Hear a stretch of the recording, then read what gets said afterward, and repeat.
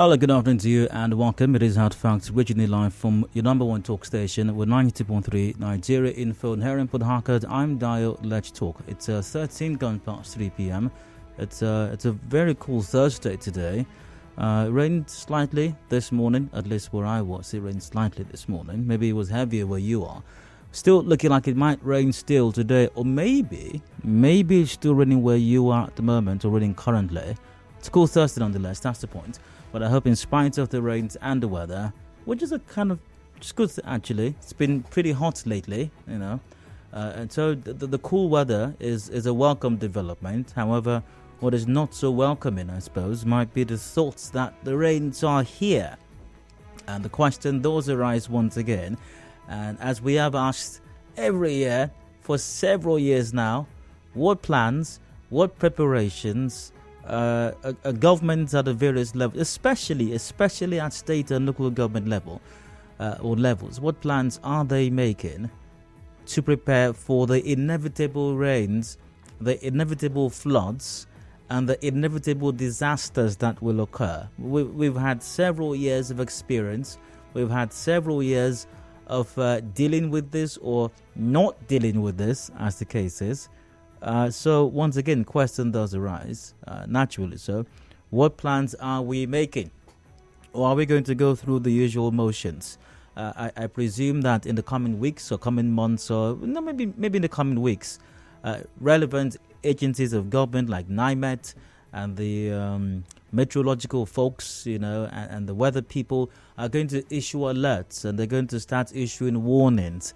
They will tell us that certain places are prone to floods, and this is going to happen, and that's going to happen, especially with changing weather patterns and brought on by global warming and climate change, and that's going to happen, and we should prepare for it, and it's going to happen. The floods will come. There are going to be disasters. It's coming. They're going to do all of that. And like I said, are we simply going to go through the motions, and government response to it at state level is zero, is to say nada, to say zilch, to say absolutely nothing. At the non-existent local level, to pretend like they didn't hear the warnings as well. And then nothing is done, zero happens.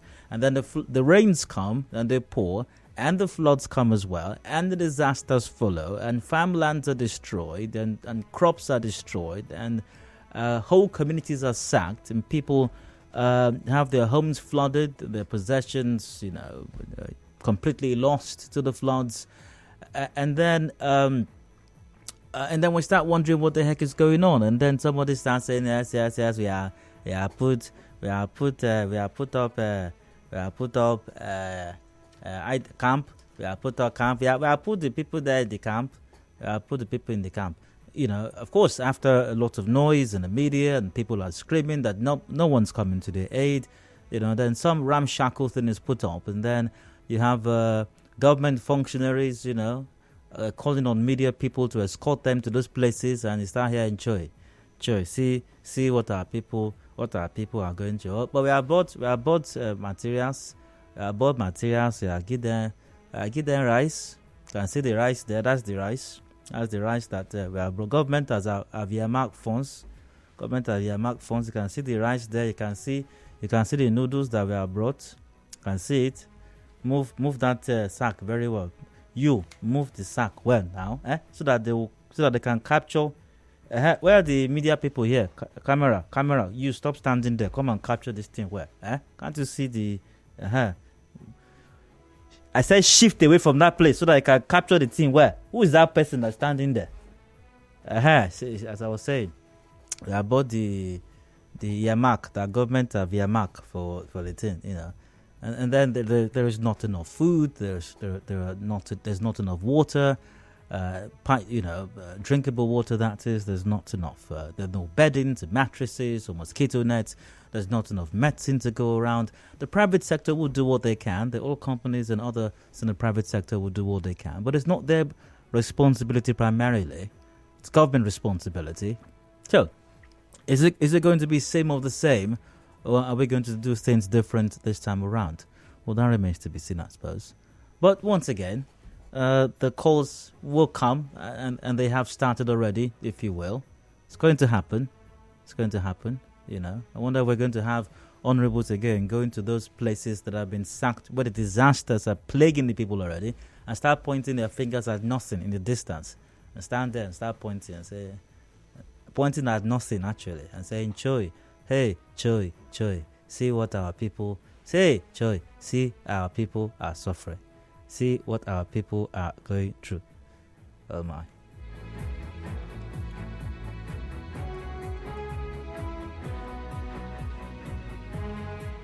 Anyways, welcome again. So from now till 7 o'clock, discussions are on the show. You're very welcome to join in via the usual platforms, via Facebook. We're live on the facebook.com/Nigerians for PH. We're live on Twitter at Nigerians for PH. Also via YouTube. Check out our YouTube page, Nigeria Info PH.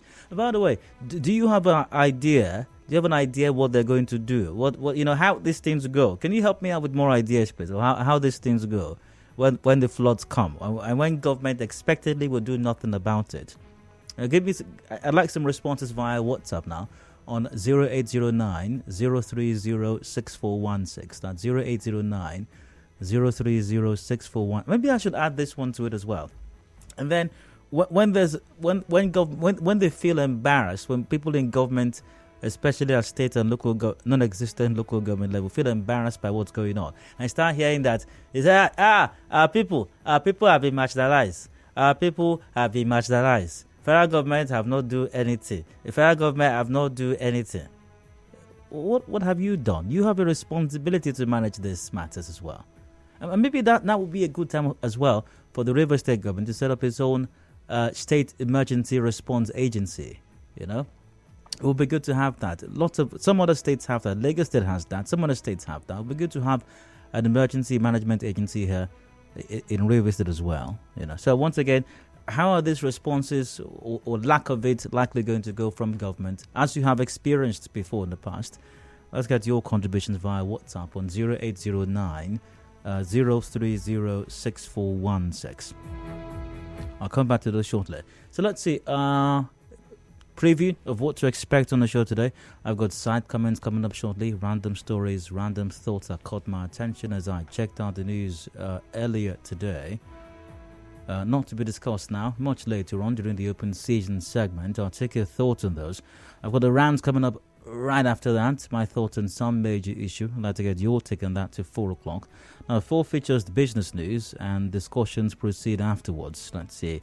Well, INEC shifts elections. You may have heard that one already. There's a good chance that you've heard that already. Let's see. Well, I've got some version of the story here. This one from this day.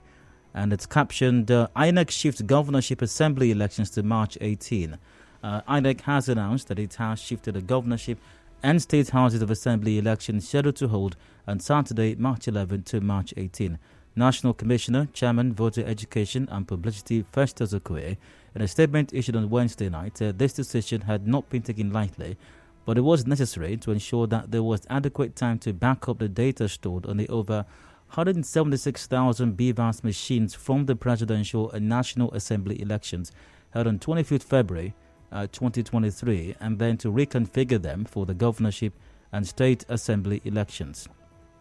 So, we'll look at this in the 4 o'clock hour, and a number of matters we're going to consider there. I'll be asking you, does shifting the election date compromise the integrity of the elections, in your opinion? I'll also be joined by Barrister Richard Wokocha, Associate Professor of Public Law at the Rivers State University, as we explore the position of the law on INEC postponing any election for the matter, but especially this one. That comes up in the 4 o'clock hour. To 5, the news update comes up at 5 p.m. and let's see what happens after that. How hard is it to reconfigure BVAS? How difficult, really? Is it akin to sending a man to space? Or is it just like, sending a WhatsApp, a broadcast message on WhatsApp? How easy or difficult is it? We're going to take a look at that in the 5 o'clock hour as well. And here's the story. Here's the story guiding that conversation. This one from Premium Times. Court grants INEC permission to reconfigure BVAS machines. Court of Appeal in Abuja on Wednesday. granted INEC permission to reconfigure the bimodal voter accreditation system BVAS machines used for the 25 February presidential and National Assembly elections across the country.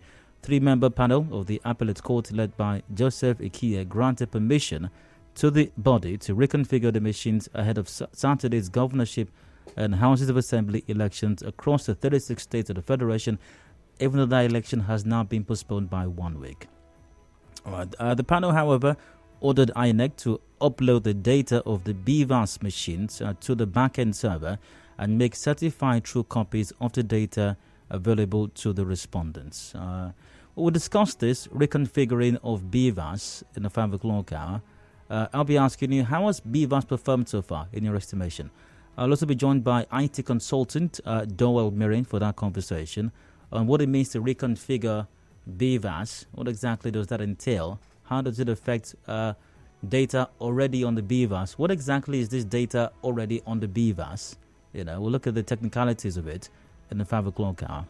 Headlines 5:30 p.m. The major news comes up top of the hour at 6, and a review of all these matters, including my side comments, comes up after that at about 7 o'clock when we wrap up the show today. That's indeed. And the sports game will be in for extra time. So once again, but I have to go on a commercial break right now. When I return, today's rant comes up. Before then, I will read your responses to how government will very likely respond or not respond, to the impending inevitable rains and attendant floods that will come with it as well. Stay tuned. I'll be back in a bit. Sincerely, I don't want to wait till I graduate from this school before I think of what to do with my life. Exactly. I am going.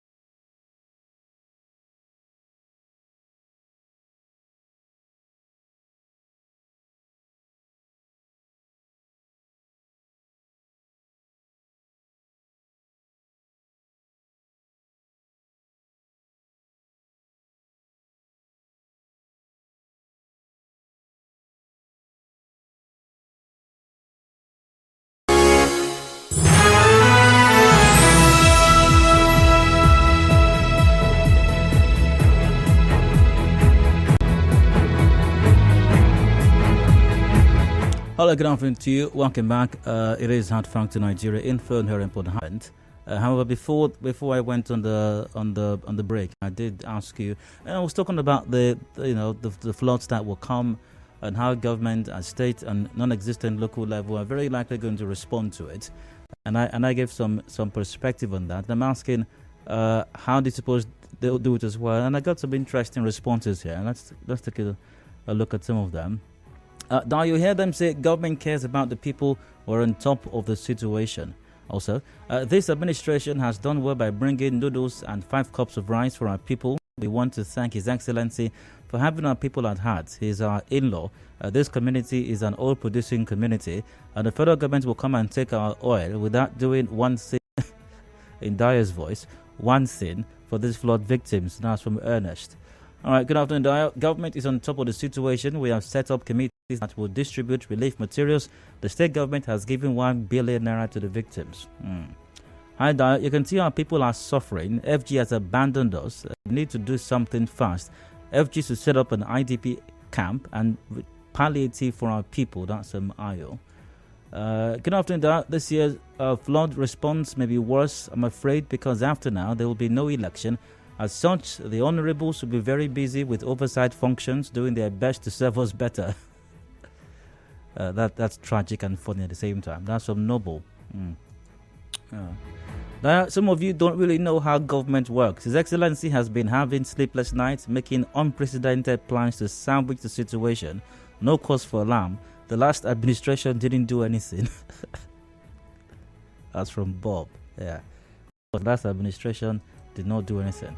Now, the commissioner in charge will say the governor has graciously approved funds for the purchase of relief materials in order to cushion the hardship suffered by our people. Exactly.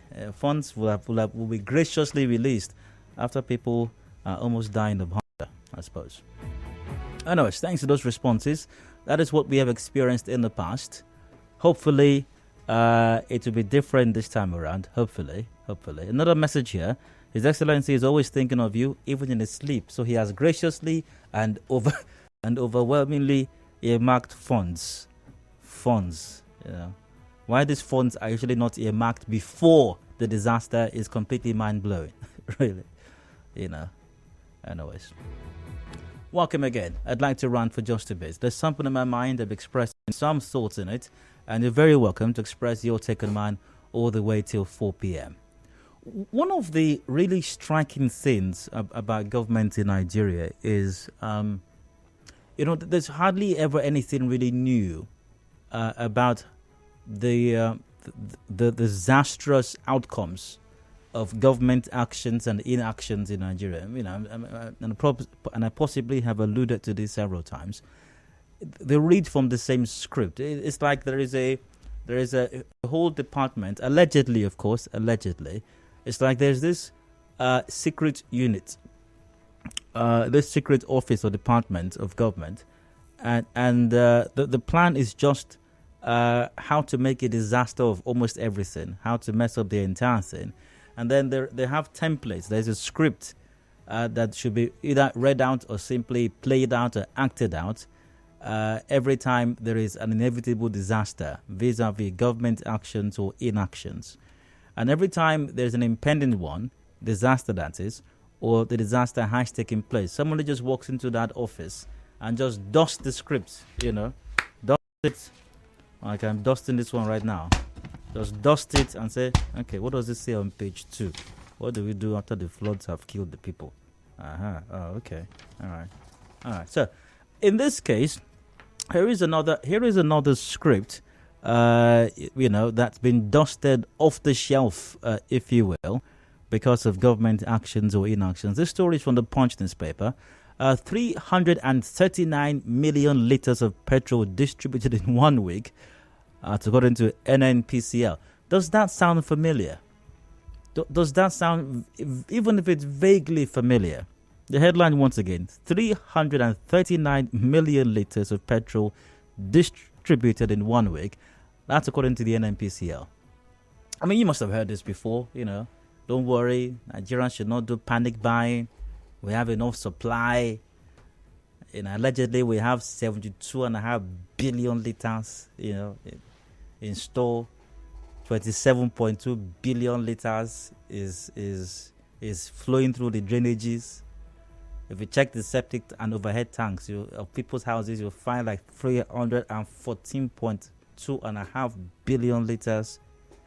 And while we're at it, by the way, be informed that at the ports, we have like 17 gazillion litres over there.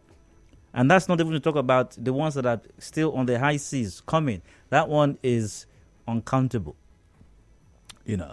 However, in spite of all these gazillion litres literally littering the entire area, making it even impossible to breathe, as all the swimming pools around are flooded with this billion and gazillion litres, access to it is difficult. And even when it's available, the price is ridiculously high, astronomically high. Now, it's elementary economics teaches that the only thing that one major thing that raises price is when supply is lower than demand. When supply is lower than demand, price automatically rises, especially in a free market. Another thing, of course, is when there is an artificial scarcity created, which may not have nothing much to do with supply and demand. Some people just decide to raise the price, or might create an artificial scarcity so that they are able to raise the price as well. But back to the story, once again, a familiar sounding tale. 339 million litres of petrol distributed in 1 week, according to the NNPCL. Now, here's the story. The Nigerian National Petroleum Corporation Limited has said a total of 339 million litres of petrol was distributed to 63 depots across the country in 7 days. Now, data obtained by the Punch from the NNPCL and the Nigerian Midstream and Downstream Petroleum Regulatory Authority on Monday showed that the product was sent out between February 25 and March 3.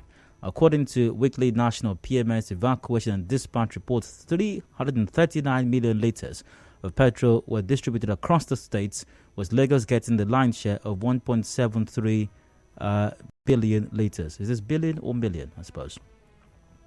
Oh, this should be billion, I suppose. Yeah, this should be billion.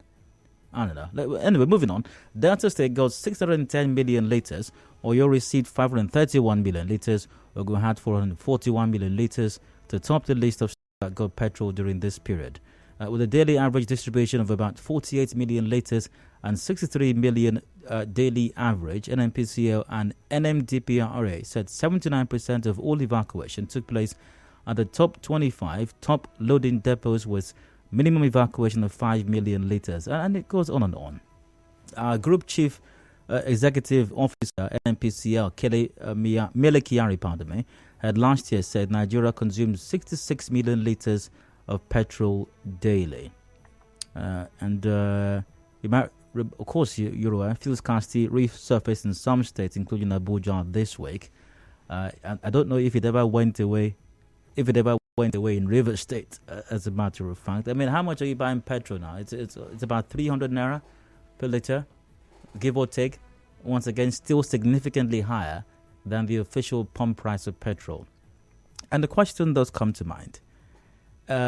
All of the efforts, all of the so-called attempts, the seeming attempts by government to address this matter that has plagued Nigerians since sometime mid-last year or thereabouts, what has been the result of it? The result of all of these efforts. Remember, do you remember the committee set up by Mr. President, chaired by the President himself? This was published at Premium Times, January this year. Buhari chairs committee to end fuel scarcity. President Buhari on Tuesday approved the constitution of a 14-member steering committee to address the supply and distribution of petroleum products across the country. The steering committee will be chaired by the President, with Minister of State for Petroleum Resources, Timipre Silva, acting as the alternate chairman. Silva, in a statement issued by senior advisor, said the committee would, among other things, ensure transparent and efficient supply and distribution of petroleum products across the country. To ensure sanity in supply and distribution in the value chain, Silva directed the Nigerian Midstream and Downstream Petroleum Regulatory Authority, NNPCL, to ensure strict compliance with the government-approved ex-depot and retail prices for premium motor spirits, otherwise called petrol. So, this 14-man steering committee, chaired by the president himself, was inaugurated January this year. 14 people are a part of it, supposedly. The question is, what have they been doing? What have they done till now? What has been the result of the inauguration of this 14-man steering committee? Because one of the things they're supposed to address also is the price, to ensure compliance with, quote, government-approved ex-depot and retail prices of PMS. Do we have a compliance with such prices at this time? The answer is an obvious no. No, we don't. And also, do you remember, this was sometime, I think was it last year? Was it late last year or so? Fuel scarcity. DSS issues NNPCL oil marketers 48-hour ultimatum to resolve supply issues. This was published by This Day. The DSS yesterday issued a 48-hour ultimatum to the NNPCL and independent petroleum marketers and other stakeholders in the oil sector to resolve the ongoing fuel crisis. Hinting at economic sabotage, it threatened to go after those impeding the supply of the product if fuel queues persist at petrol stations after the ultimatum. By the way, DSS, has 48 hours not elapsed already since this ultimatum was issued? And since you hinted at sabotage, who are these saboteurs? How many of them have been arrested? How many of them are being prosecuted as we speak? Also, the list is not over. Do you remember? I think it was earlier this year, maybe last month or in January or thereabouts, when Mele Kyari, the NNPCL CEO, made several statements on the matter, and I think he also paid a visit to Port Harcourt as well. Sometime in early February, he said fuel scarcity will reduce next week. Here's another story from the Punch newspaper. While fuel scarcity lingers, Group CEO NNPCL Mele Kyari explained that logistics challenge has been responsible for the protracted fuel scarcity across the country. So is the logistics problem still on right now? Over a month or thereabouts, we've not been able to resolve these logistic problems. Remember when he came to Port Harcourt as well, and he said that there is no scarcity at the depots. I remember at the time that statement confused me really, because if there is no fuel scarcity at the depots, why are the good people of Rivers State not able to get the fuel then at the official pump price? Because last time I checked, the good people of Rivers State and by extension the good people of Nigeria do not go to depots to buy petrol to fill their tanks, the tanks of their vehicles, or to fill the tanks of their generating sets, or for whatever purposes they use them for. No, they buy at the filling stations. So if the depots don't have a scarcity of the product, as stated by NNPCL CEO Mele Kyari, why do the filling stations not have them in large enough supply and quantities such that they're able to sell them at the official pump price? So once again, in spite of all these efforts, DSS ultimatum, presidential steering committee, 40-member, Mele Kyari, NNPCL CEO, don't worry, there's no scarcity. Don't worry, it'll be over soon. Just logistic problems. And now, the NNPCL once again announcing that 339 million litres of petrol distributed in 1 week. 1 week. Why then is petrol still selling for astronomically higher than the official pump price? What's the reason? Since we have all these 330-something million litres here, we have gazillion litres there. At the Apapa and Tinkan ports in Lagos, we have, in fact, we can't even count those ones. Why then can people get it at the official pump price? And what is this 14th-man steering committee chaired by Mr. President himself? What has it done to address this matter? What has it done to address this matter? So, by the way, just in case, everybody has been very busy, elections have been here for a while, and honorables and excellencies, and have been very busy with election matters. It's not easy to be called by the people when you're in your backyard sipping tea and then coming out to run so he can serve the people. It's a very, very tedious thing. And it can be distracting as well. It can be. So today's rant is simply to serve as a reminder to the NNPCL, the NNDP, the DSS, and every other person involved that Nigerians still buy petrol way above the government-approved pump price. Just a reminder, in case they've forgotten, that Nigerians need for them to do something about it.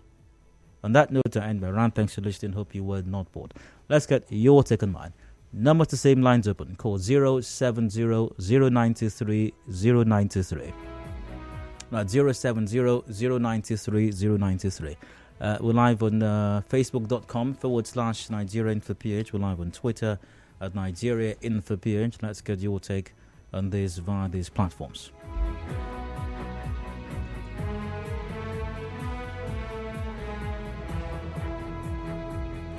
Hello, Hard Factor. Welcome. Please go on. Good afternoon, Dio. All right, go ahead. Gabriel from Port Harcourt. Yeah, Dio, it seems you don't understand how this whole committee works. You know, the way it works is that at that point in time when there is pressure in the state, they tend to form committees. And when they form the committees, at that point, maybe 24 hours, they hold their meeting. They just round up table and drink water and eat snacks. And probably they've seen themselves for a very long time. You there here, have fun. Oh, God, it's been a long time. How do we do this? Let's leave the people. They should suffer. We are just holding this meeting. That's how it all goes. And at the end of the day, there is no results. It's so painful that we Nigerians are going through heck in this country, and that is why we all came out to vote the leaders of our choice. I just pray God see us through this process. Thank you so much, Daya, for this. You're welcome. Good to hear from you. Still 070-093-093, joined by Twitter and Facebook at Nigeria InfoPH. Hello, Hard Factor, welcome. Please go on. Hello. Hello. All right, go ahead. Hello. So? Go ahead, please.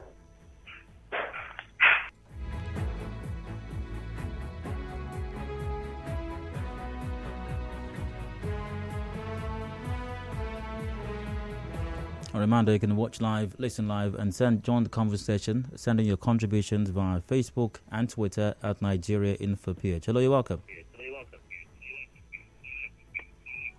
Hello, go ahead. Hello.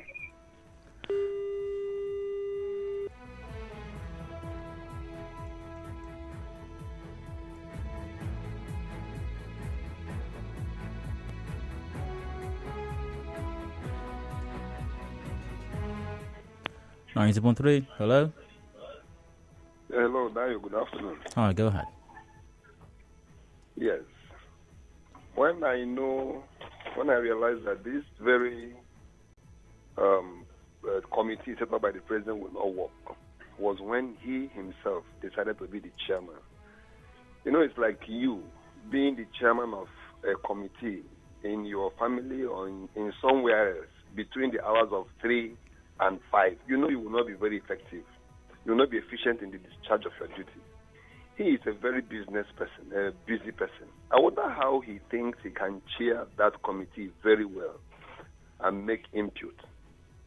So it's like a calculated attempt to suffer the Nigerian society. Because if he wants to fix it, there are many guys out there that can handle that office and we get a result immediately. But he has decided to do otherwise. And somehow, fortunately, Nigerians, we have developed a thick skin to maneuver over tough situations like this. What can we do than to keep managing it until the new government of Peter comes in? Okay, well, Peter Obi did not win the presidential election. Just thought to mention that, by the way.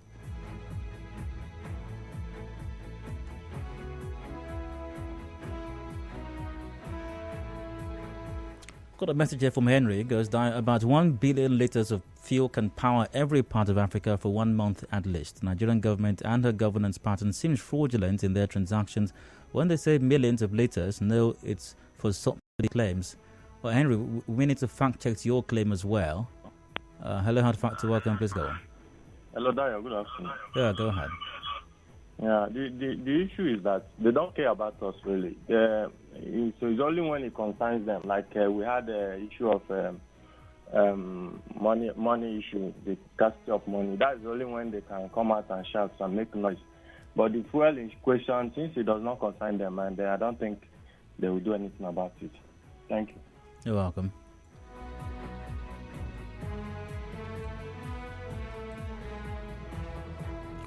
Still taking your thoughts on my rant. Got a few minutes to go before 4 o'clock when the business news comes up, and we'll delve into another matter. But line's still open for now. Hello, Hard Facts, go ahead. Yeah, Dayo, good afternoon. Hi, go on. Yeah, this is Dr. Samuel, Uniport lecturer. You're welcome. Yeah, Samuel Okuwa is my name. Like you rightly said, the government have already discovered the weakness of the people. They know. So they make up plans like 2 weeks, 1 week, or 3 weeks that the people will use it to run and make noise. After that, nothing else.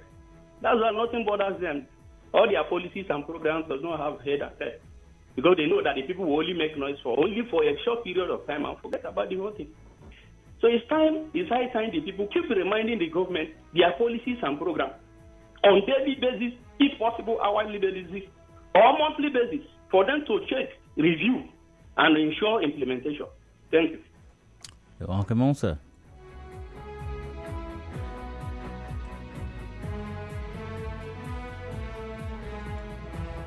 Got a message here as well. You people have been complaining about no fuel. Now that we have brought 31 billion litres of fuel, you people are still complaining. We, the honourables, will use up all of it to power our big cars. And that's from Samson Berry Pele. All right. Hello, you're welcome. Hello. Good evening, Dayo. My name is William, calling from Port Harcourt. Go ahead, please. Okay. Have you noticed that whenever they come to announce to us or to tell us that they have some millions of liters of fuel, before you know it, there is queue everywhere.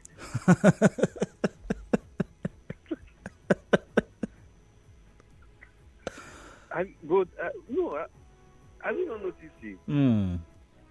That's an interesting observation. I'm telling you, whenever they come to tell us they have this that will take us for 1 month, yes, the next day there is queue. That Nigerians should not engage in panic buying. They will tell us everything. And another question, please. The Minister of Petroleum, I hope he will be held accountable, like to come and give an account the way they are tussling with Desiani. I hope it will happen like this. Thanks for that observation, by the way. 90.3, hello. Good evening, there. You're welcome. Into your rant, there is a simple lesson that those in government must get to learn. And they don't need to go to Harvard Business School to do that. They don't need to go to the Lagos Business School to do that. I worked in Lagos and I worked with a private firm, and it was a profit-driven firm. At the end of the day, the marketers will come to tell the MD that they've gone to Rile, they've gone to Apapa, they've gone to Surulere to market all of that, and that unfortunately nobody is patronizing them. And you know what? My MD will tell the marketer that efforts are not measurable, results are. Efforts are not measurable. All that you have listed and all that the government has told us are nothing but efforts. Unfortunately, their efforts are not measurable. And so until they understand that efforts are not measurable, only results are, we will remain where we are. So those in government must learn, in addition to all that you have said during your ranting, that efforts are not measurable, but results are. Thank you. In other words, you can't measure government being on top of the situation. I said, in other words, you can't measure government being on top of the situation. At all. It's not measurable. Government sitting on top of the situation. What are you going to measure there? Is it the chair or what? Or how long they've been sitting for? Or how long they've been sitting for? You can't. Whether they've been sitting there for 48 hours or indeed that they've been sitting watching these products, or somebody has been assigned to watch the products as they flow. It's not measurable until it gets, to the consumer, until the queues disappear, until the filling station, in fact, until the prices return to what government said we will be buying or picking fuel or petroleum products for, then we can know that, something has been done. Outside that, all they've done, all they are doing, nothing but effort. And like my MD said, efforts are not measurable anywhere in the world, but their results are. Good to hear from you as well. Yeah, I mean, really, I never thought of it that way, but it does make a lot of sense. How do you measure being on top of the situation? I mean, how really? 90.3. Hello. Hello, Dayo. All right, go on. Yeah, good afternoon. You're welcome. My question now is, we are suffering this was since last year. Turn off your radio set, please. Okay. Now, I've never heard anybody who has gone to court that Nigerians are suffering. There is a panel that has been said, this one has said that this one has done this one. We are still buying for 320 naira, 310 naira. Now, my question is, who will go to court now? Why are they not going to court for this very one? They should go, this one should be the one that they go to court, not money. Because the money allegedly is the one that they kept. So they don't want it to spoil. Thank you. You're welcome also.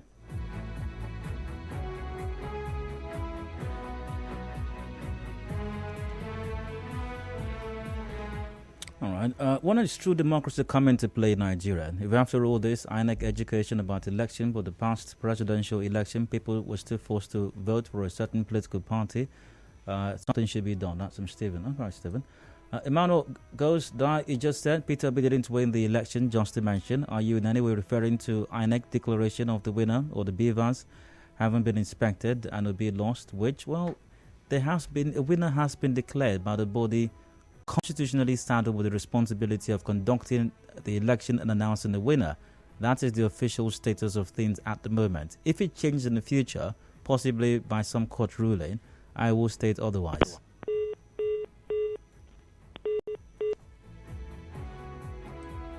Good afternoon. Maybe the gazillion liters of PMS are supplied to spiritual and NNPC filling stations only. I think it's a high time we rename what we call refinery to mega filling stations because they don't refine even a drop of fuel. That's some Amos.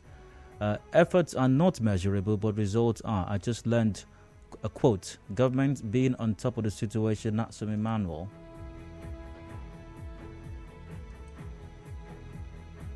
Uh, 91.3. Hello. Hello, Dayo. Hi, go ahead. Hello, good afternoon. Oh, go on. Yeah, Comrade SPS, that's him on the line. Yeah, Dayo, you see Nigeria leaders' assurance. We have seen... hello? Go ahead. Nigeria leaders' assurance, we have seen it, heard about it for a very long time. So when they begin to make all those their unsubstantiated promises, it need to touch our mind again. Because anytime they tell you that this thing is in quantum, believe in me, nothing, you cannot see anything. If this thing they are claiming now that they have in quantum, where are the fuels? The fuel are nowhere to be found, and it is a very exorbitant price. So they are just claiming, their claim are just false. So we are used to their rhetoric. So I will rest my case here. All right, another message here. Good. How many very large crude carriers VLCC will convey 1 billion liters of premium motor spirit to Nigeria? These lies won't add up and can't address the situation, sadly. That's from Jerry Michael. Good afternoon, we're on top of the situation can be measured by the Nigerian Corruption Index. That's from Kuroma Godwin. To measure on top of the situation, maybe they will use the French curve to measure it. Anyways, I believe the point has been made. We've got this million litres, we've got that billion litres. It's everywhere. In fact, if you look out your window, you can see it's raining PMS. It's raining petrol. Petrol is everywhere. It's not. I like some respondent, some caller mentioned earlier on. I hope this is not a sick observation. Is that whenever the NNPCL or formerly NNPC announces that petrol has flooded everywhere, he gets worried. That might be an indication that the commodity is no longer available. I really hope that's not the case. But once again, I hope that Honourables and Excellencies, Nigerian government generally, has been reminded yet again that Nigerians are still paying way astronomically above the official pump price for petrol, and in some cases it's not available. The report I read just a while ago indicates that scarcities or fuel queues have emerged again in Abuja, and that the DSS will live up to the ultimatum it issued sometime, was it late last year or so. The presidential 40-man steering committee will do whatever it was set up to accomplish, really, and Mele Kyari's statement that petrol abounds will be a reality and not just a figment of someone's imagination. We got business news coming up for the hour at 4 p.m. Afterwards, discussions continue. The governorship and assembly elections have been postponed. What are the legal ramifications of that? Barrister Wokocha joins me for that conversation. Do please stay with us.